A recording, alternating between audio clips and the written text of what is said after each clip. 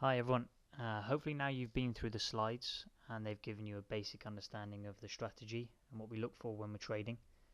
What I wanted to do now is probably spend an hour or so going through some live trading examples, analyze some charts, look at a trade that I've just placed here on cable, which is hopefully a good example for you to see what I look for, and answer a few questions that I've had already from some people. So let's get straight into it and have a look at cable now. So this is pound dollar. I'll talk you through what I was doing when I picked out this trade, which is currently in a nice profit. So we started off on the weekly. As you know, on the weekly chart, we're looking for the overall direction of the market. We don't use it for anything else. I don't enter using the weekly or anything like that. I'm purely looking for direction here. So we have our 200-day moving average, the white line, and our M trend indicator, the red and green line, which tracks the market.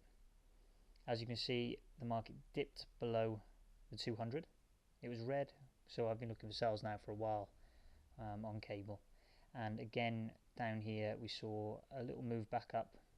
The line stayed red, and again I was looking for a sell.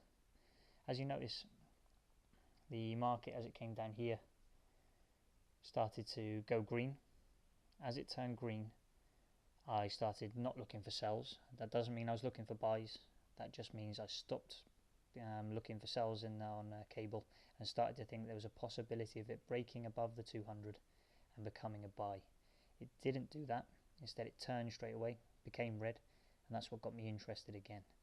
What you'll find is, especially on the weekly, the price is drawn back to the 200. 200 acts like a magnet all the time. So what you'll find is entering the market when it's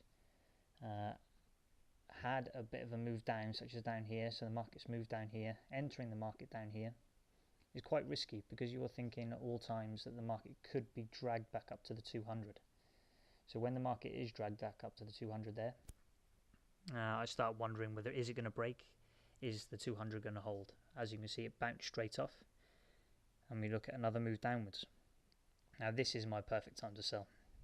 When you see that 200, it bounce off the 200 and become red again down here. That's probably my perfect situation.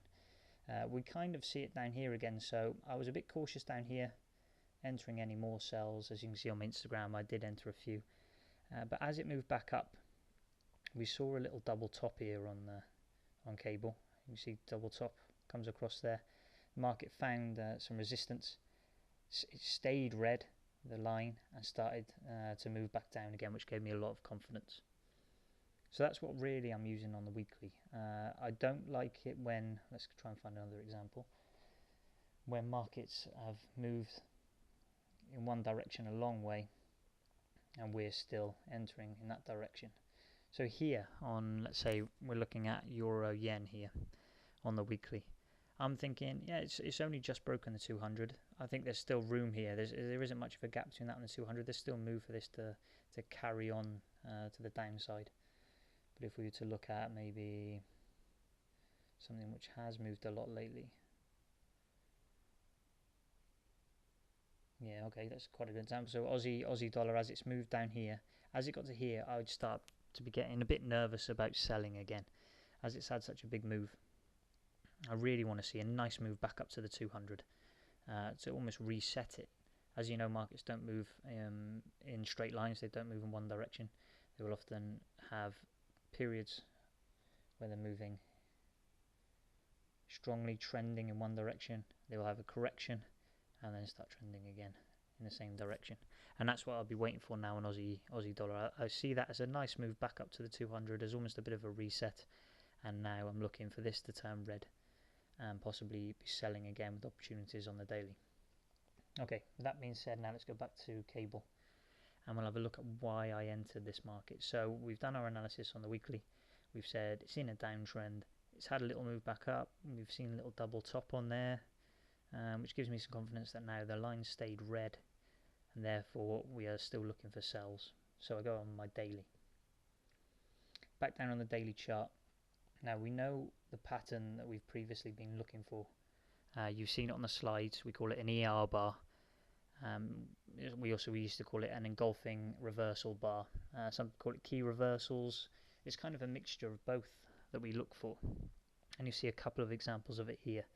So we forget really about the M trend indicator now. It's still very useful. I've used it as entries in the past, but at the minute I'm concentrating on something which provided me with a higher ratio of success. Doesn't happen as often, but a higher ratio of success. So again, we've seen the market move downwards where we wanted and move back up to the 200. Now when it gets to the 200 here, I think this is amazing. You'll see this bar here makes a new high. You can see the new high there, and then as soon as it's made that high, shoots back down and makes a new low there. Now this completely engulfs that green bar before it. Hopefully you can spot that quite easily. It's made even better because it's gone up to the 200, and the 200 is held so strong, and it's bounced off, rebounded off that 200, which I thought was fantastic. So we got in. Delete these lines for a minute. I got in here a couple of weeks ago, just so I put my entry in just below the bar. I put my stop in just above the body because it was quite a big bar. In which case this was going to be 170 pips stop, and I was looking to take around about 500 pips on this one as it moved back down to the lows around here. It went in my direction. It went more than 100 pips in my direction. Therefore, I moved my stop to break even. And then as it happened, it came back up and touched me out for break even. I think I took about 100 quid on it or something like that. So frustrating, but these things happen. I take a lot of break even trades, and I see them as good ones really. It's frustrating when you've seen yourself up, £1,000 down here, and then the market comes back and touches you out for 100. Obviously you wish you banked that £1,000, but it's not what we're going for here. As we say about our entry, what we're looking for is 3 times what we're risking. So in this case, as my previous trade, in that case I had about 170 pips stop on, because I was using the body of the candle because it was so big. So I was looking for around about 500 pips on this one, which would have been way down towards these lows, which would have been really nice, and I still think we can get there now. So which led me to my next trade, which was this bar here. Now this bar, you might think it might not look exactly like the pictures I've put up on the slides, but the main characteristics are still there. I think we've had a move up here. You can see it, a nice move up. And then we have a bar that makes a new, it's not really a high, but it completely beats the last few bars and bounces off the 200.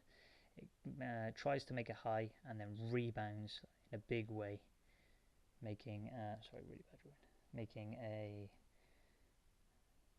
low down here. So we have a high, a low, and it completely engulfs even that couple of candles before it. And the reason I love it so much is because it's bouncing off that 200. So what did we do? We placed a trade order below that bar, so you can see the green line here just below. I had my stop previously about there, just above the top of that bar, so that's 180 pips. So let's say we're going for about 550 pips here. So the market has now moved currently about 60 pips up, as you can see down here, about £600 up. We're going for about, let's call it 600 pips, which will take us to those lows, as you can see over there. I fully believe it can make it there.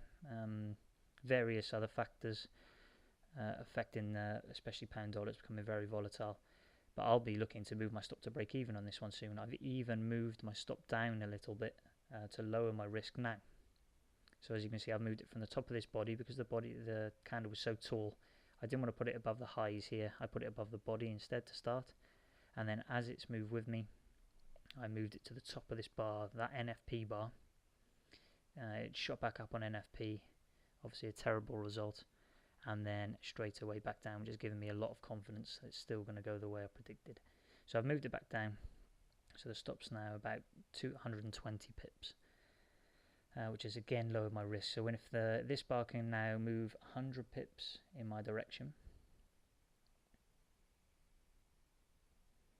if I can get see this get down to over 100 pips, I'll be moving my stop down probably to around about on top of that bar, something like that there. In which case I'm now risking, I don't know, what's that, 10, 20 pips, 20 pips, and shooting for something like 600 down at these lows down here. Obviously it doesn't take many of them to make a large amount of pips at the end of every month. It can get frustrating, as you saw with this trade here. I was up well over 100 pips and the market swung back and touched me out for break even. These things happen. I'll take a lot of break even trades. At the end of the day, my win ratio is probably worse than 50%. However, I look for 3 times what I risk on the market. I'm not one of these traders who's trying to make 10 pips or risking 100. It really doesn't make sense. If you stick to risking 1 to make 3, you won't go far wrong. You don't need to win many trades, and that's why it works so well trading longer term. It gives you that flexibility. That's something to fall back on. But like I was saying, if you did want to trade a bit more often, you wanted to take it down some time frames, then it's up to you. It really is, and it works very well at on any time frame. If we had a look at the hourly as a direction, you would see as it breaks the 200 here, the line stays red for a long time. You get a nice amount of pips in there, some nice moves. Turns green quite early there, which keeps you out of this. You wouldn't have been trading in there, and then turning red again there, which is nice. So you would then go on to the 30-minute. You'd now be saying, cables sell, let's go on the 30-minute and look for opportunities. So, do we see any glaring opportunities? Not really. Again, you know what we're looking for here. We're looking for a series of green bars or a move upwards, followed by a bar making a high, which, this one is attempted to give us the bar we need here, makes a high. So we get a series of green bars going up, bar makes a high, keeps below the 200, which I like. I think that's brilliant. It's had a move up to the 200, makes a high. It can't quite close though, completely engulfing this green bar before it. I wouldn't really have taken that. We would be, we'd probably be up. We probably would have made some good pips if you just wanted to get out on these lows. Let's have a look at that. If you did get in there and you got out on those lows, you could have made 60 pips quite easily. When it got down here, you're taking it early. And if you want to trade like that, then please do. It's an extremely powerful system. I'm not saying the way I trade it is the only way. I'm saying take these ideas, make them into your own, see what happens really, because everybody's different. Every trader has a different strategy and a different mindset, which I think is so important. I used to want to trade on the minute, as you probably see on the Instagram. I was trading on the minute and off the 5 and the 1 minute a lot, and that was because basically I was impatient. I wanted to be in the markets all the time. I wanted to be taking pips, feel like I was winning, and that changed probably 6 months, a year ago. I started to change, look longer term, become a lot more patient, and now I consider it a good day a good week if I've taken a lot of break evens, because I've given myself that chance to probably bank 3 times the risk that I'm taking. So I'm just taking that view on it now.